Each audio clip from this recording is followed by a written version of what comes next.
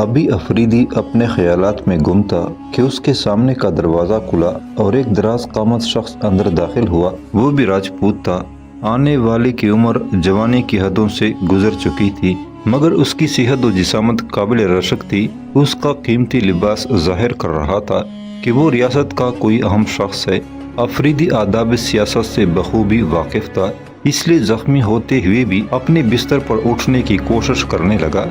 आने वाले शख्स ने जब अफरीदी को जहनी कशमकश का शिकार देखा तो फौरन ही पुकार कर कहने लगा, मेहमान, तुम्हें अपने जख्मों की शिद्दत का अंदाज़ा नहीं, इसलिए आराम से लेटे रहो। मैं तुम्हारी इस शाइस्तगी से बहुत मुतासर हुआ हूँ। उधेड़ उमर राजपूत बवकार अंदाज में चलता हुआ अली आमिर अफरीदी के करीब आ गया था। मैं रियासत चित्तौड़ का महामंत्री विक्रम सिंह हूँ। आने वाले ने अपना मुख्तसर तारुफ कराया, मगर उसकी आवाज़ में नखूत व गरूर का शायबा तक नहीं था। मुझे राजा रतन सिंह और रानी पद्मनी ने शाही सफ़ीर की मजाज पुरसी के लिए भेजा है। हमें सरहदी मुहाफ़िज़ों ने इतना ही बताया था कि बेहोश होते वक्त आपकी ज़ुबान पर ये अल्फाज थे कि मैं सुल्तान अलाउद्दीन खिलजी का सफ़ीर हूँ और मुझे जल्द अज जल्द रानी पद्मनी के हजूर ले चलो। महामंत्री विक्रम सिंह का लहजा तहजीब व शाइस्तगी का आईनादार था। उसका बोलने का ये अंदाज या तो फितरी था या फिर सुल्तान अलाउद्दीन खिलजी जैसे बाजबरूत हुक्मरान का सफ़ीर होने के सबब विक्रम सिंह के अल्फाज में लचक और नरमी पैदा हो गई थी। वरना ये जंगजू कौम अपनी महबूबाओं से मोहब्बत का इजहार करते वक्त इस तरह बोलती थी जैसे जुबान से मोती जड़ने के बजाय अंगारे गिर रहे हों। इस तल्ख कलामी में राजपूतों का कोई कसूर नहीं था। वो तही फितरतन अक्कड़, तुंद मिजाज और गौसीले। वो प्यार की बात भी इस तरह करते थे कि जैसे किसी आहनी हथियार से पत्थर तोड़ रहे हों। मगर विक्रम सिंह के लहजे ने अपनी नरम कलामी से राजपूतों की इस रिवायत को बदल डाला था। अली आमिर अफरीदी ने महामंत्री विक्रम सिंह की तरफ गौर से देखा। अभी वो जवाब में अपने होंठों को जुम्बश भी देने नहीं पाया था कि महामंत्री विक्रम सिंह दोबारा बोल उठा, हमारे मुहाफ़िज़ फौजियों के बकौल आप शदीद जख्मी थे और जुबान से चंद अल्फाज अदा करने के बाद बेहोश हो गए थे। फिर आपको हमारी सिपाही राजमहल में ले आए। राजवेद शाही तबीब ने आपके जख्मों का इलाज किया। भगवान की कृपा से आप बहुत जल्द होश में आ गए। मुझे बताइए कि अब आप कैसा महसूस कर रहे हैं? कहीं कोई ऐसी तकलीफ तो नहीं जिसे राजवेद समझ न सके हों? अली आमिर अफरीदी के होंठों पर एक खुशगवार सा तबस्सुम उभर आया और फिर वो आहिस्ता लहजे में कहने लगा, मैं महारानी पद्मनी और महामंत्री विक्रम सिंह का बेहद शुक्रगुजार हूँ। आज अपने गिरद पाई जाने वाली सहूलतें देखकर राजपूतों की मेहमान नवाजी का कायल हो गया हूँ। अली आमिर के इस एतराफ़ के बाद विक्रम सिंह के चेहरे पर भी खुशी के आसार नुमाया हो गए। फिर उसने अफरीदी को मुखातब करते हुए कहा, मैं अब तक अपने मुअज़्ज़ज़ मेहमान के नाम से वाकिफ नहीं हो सका हूँ। मुझे अली आमिर अफरीदी कहते हैं। अलाउद्दीन खिलजी के सफ़ीर ने अपना तारुफ कराते हुए कहा, मैं महारानी के लिए सुल्तान का एक अहम पैगाम लेकर आया हूँ। अफरीदी की बात सुनकर विक्रम सिंह सोच में पड़ गया। उसूली तौर पर सुल्तान का पैगाम राजा रतन सिंह के नाम होना सही था। रानी पद्मनी से सुल्तान के पैगाम का क्या ताल्लुक? विक्रम सिंह अली आमिर अफरीदी की गुफ्तगू का मफ़हूम समझने से कासर था, मगर फिर भी वो खामोश रहा और बदस्तूर नरम लहजे में कहने लगा, आप मजीद चंद रोज आराम कर लें, फिर जब सारे जख्म भर जाएंगे तो महारानी आपको दर्शन देंगी। अब विक्रम सिंह की बातों में गर्मजोशी नहीं थी और लहजा खोखला महसूस हो रहा था। चंद लम्हों के लिए कमरे में सकूत तारी रहा। फिर वो अली आमिर अफरीदी से कहने लगा, ये बात अब तक मेरी समझ में नहीं आई कि आप चित्तौड़ की सरहदों तक जख्मी हालत में किस तरह पहुँचे। बिल आखिर विक्रम सिंह ने वो नाजुक सवाल पूछ ही लिया जिसका अफरीदी के पास कोई जवाब नहीं था। अली आमिर कुछ देर सोचता रहा, फिर फिक्र अंगेज लहजे में बोला, मैं हमला आवरों के बारे में कुछ नहीं बता सकता। मुझे तो बस इतना याद है कि जैसे ही मैं सरे शाम चित्तौड़ के जंगली इलाके में दाखिल हुआ, वो अचानक किसी तरफ से निकल आए और उन लोगों ने ये कहकर मुझ पर यलगार कर दी कि वो जंगल के शहंशाह हैं। मैंने खुदा के भरोसे पर तन्हा उन लोगों का मुकाबला किया और तमाम लुटेरों को तहत कर दिया। फिर भी उन कज़ाकों में से एक लुटेरा मामूली जख्मी होने के सबब फरार होने में कामयाब हो गया। विक्रम सिंह सुल्तान अलाउद्दीन खिलजी के सफ़ीर का बगौर जायजा ले रहा था। नहीं मेरे मुअज़्ज़ज़ मेहमान, ऐसा हरगिज नहीं है। महामंत्री विक्रम सिंह ने अफरीदी की जुबान से पूरा वाक़या सुनने के बाद कहा, चित्तौड़ के मज़ाफ़ाती इलाके से मलहका ये जंगल तारीख ज़रूर है, मगर यहाँ लुटेरे क़याम नहीं करते। अगर ऐसा होता तो देहात की जवान लड़कियाँ आबरूमंदाना ज़िंदगी किस तरह बसर करती। वो रोज़ाना दरिया पर पानी भरने जाती हैं, खेतों से चारा लाकर अपने मवेशियों की परवरिश करती हैं। अगर जंगल में कज़ाकों का डेरा होता तो फिर चित्तौड़ के देहाती बाशिंदों पर जिंदगी हराम हो जाती। महामंत्री अपने मज़ाफ़ाती इलाके की सूरत हाल वजाहत से बयान कर रहा था और अली आमर की पेशानी पर उभरने वाली धुंधली लकीरें आहिस्ता आहिस्ता गहरी होती जा रही थी। हाँ, चंद साल पहले डाकुओं की एक जमात किसी रियासत से बिछड़कर यहाँ बसेरा करने आ गई थी, मगर जैसे ही हमें खबर मिली हमने पूरी तवानाई के साथ उन पर हमला किया और एक ही दिन में कज़ाकों की अक्सरियत को हलाक कर डाला। और कुछ बच गए तो वो आज तक हमारे कैद खानों में बदतरीन जिंदगी बसर कर रहे हैं। मैं प्रधानमंत्री की हैसियत से अपने मेहमान को यकीन दिलाता हूँ कि वो कज़ाक हमारे इलाके से ताल्लुक नहीं रखते। यकीनन ये कोई गहरी साजिश मालूम होती है। साजिश के लफ्ज़ पर अली आमर चौंक उठा और फिर उसके जहन में गुजरी हुई रात की कई परछाइयाँ लरजने लगी। फिर जब सकूत का ये वक्फा तवील हुआ तो महामंत्री विक्रम सिंह ने अफरीदी को पुकारा। तुम क्या सोच रहे हो? मैं सोच रहा हूँ कि जब वो चित्तौड़ के जंगल के पनाहगीर डाकू नहीं थे तो फिर वो कौन थे, कहाँ से आए थे और मेरी जान के दर पे क्यों नजर आ रहे थे। इसी सवाल पर मेरा जहन भी उलझ जाता है। विक्रम सिंह भी परेशान नजर आ रहा था। अली अमर अफरीदी भी मुसलसल पेचीदा सूरत हाल के बारे में गौर कर रहा था और हर गुजरते हुए लम्हे के साथ उसकी सोच का दायरा वसी तर होता जा रहा था। बिलआखिर शदीद जहनी इज़्तिराब के बाद वो एक नतीजा खेज मरहले पर पहुँच गया। अफरीदी ने महामंत्री विक्रम सिंह को मुखातब करते हुए कहा, अभी इस वाक़े को ज़्यादा वक्त नहीं गुजरा है। मेरे ख्याल में तकरीबन तमाम डाकू लुक़्मे अजल बन चुके हैं। उनकी लाशें अभी तक वहीं मौजूद होंगी। अगर आप उन लाशों का मुआयना करा लें तो ये राज फाश हो सकता है कि वो लोग पेशावर रहज़न थे या किसी साजिशी मंसूबे का एक हिस्सा बनकर यहाँ तक पहुँचे थे। विक्रम सिंह को अली आमर अफरीदी की ये तजवीज़ पसंद आई थी और वो सुल्तान इलाउद्दीन खिलजी के नौजवान सफ़ीर को तारीफ़ी नज़रों से देखता हुआ वापस चला गया था। दूसरे दिन विक्रम सिंह ने अफरीदी को ये नाकाबिल यकीन इत्तला दी कि मरने वालों की तादाद 19 थी और वो सब के सब अपनी ज़ाहिरी हुलिये से क़ज़ाक मालूम नहीं होते थे। फिर विक्रम सिंह ने कत्ल होने वालों की तफसील सुनाई तो अफरीदी को मालूम हुआ कि हमला आवरों का अंजाम लर्ज़ाखेज़ भी था और इबरतनाक भी। महामंत्री विक्रम सिंह ने अफरीदी को बताया, अगर हमारे सिपाही वहां पहुंचने में कुछ ताखीर से काम लेते तो सारी लाशें गिद्धों की खुराक बन चुकी होती। 16 लाशें इस हालत में पाई गईं कि उनके जिस्मों पर किसी किसी जगह गोश्त बाकी रह गया था। वो सब के सब हड्डियों का पंजर बन चुके थे। बस 3 लाशें ऐसी थी जो गिद्धों की तेज चोंचों से महफूज रह गई थी। हमने उन मुर्दा जिस्मों को जंगल से उठवाकर तहखानों में पहुंचा दिया है। ये कहकर विक्रम सिंह खामोश हो गया और बहुत गौर से अली अमर अफरीदी के चेहरे का जायजा लेने लगा। अफरीदी विक्रम सिंह का बयान सुनकर चौंक उठा था। अंदेशे तो पहले ही उसके जहन में सर उबारने लगे थे, मगर अब वाक़यात के मौजूदा रुख ने उन अंदेशों को एक भयानक हकीकत में तब्दील कर दिया था। और वो हकीकत ये थी कि मरने वाले डाकू नहीं, तरबियत याफ्ता सिपाही थे।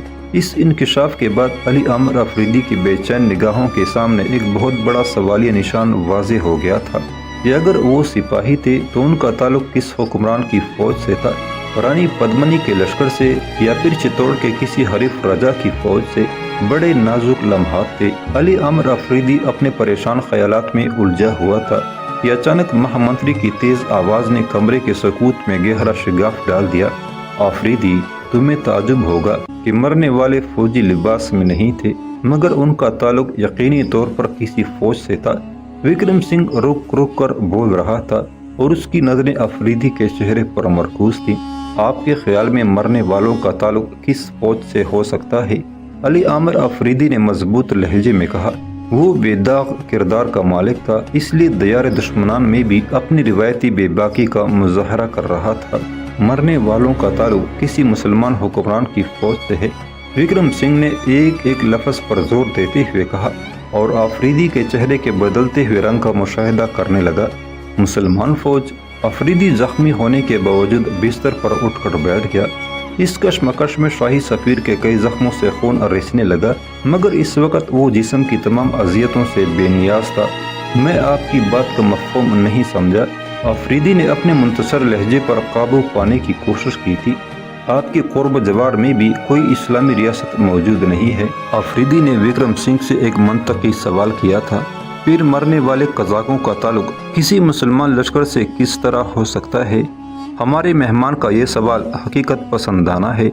अचानक विक्रम सिंह के होंठों पर एक खफीफ सा तबस्सुम उभर आया जो किसी खास बात की गमाजी कर रहा था। हमारे माहिर जासूसों ने मरने वालों के चेहरे और उनकी तलवारें देखकर अपना शक जाहिर किया है कि वो सुल्तान अलाउद्दीन खिलजी की फौज से ताल्लुक रखते थे, और उनकी ज़ाहिरी निशानी से भी पता चलता है कि वो सब के सब मुसलमान थे। विक्रम सिंह के अल्फाज क्या थे? एक जलजला था जिसके असर से अफरीदी के दिल दिमाग की साकत जमीन लरज उठी थी। वो बहुत देर तक सख्ते के आलम में बैठा विक्रम सिंह को देखता रहा।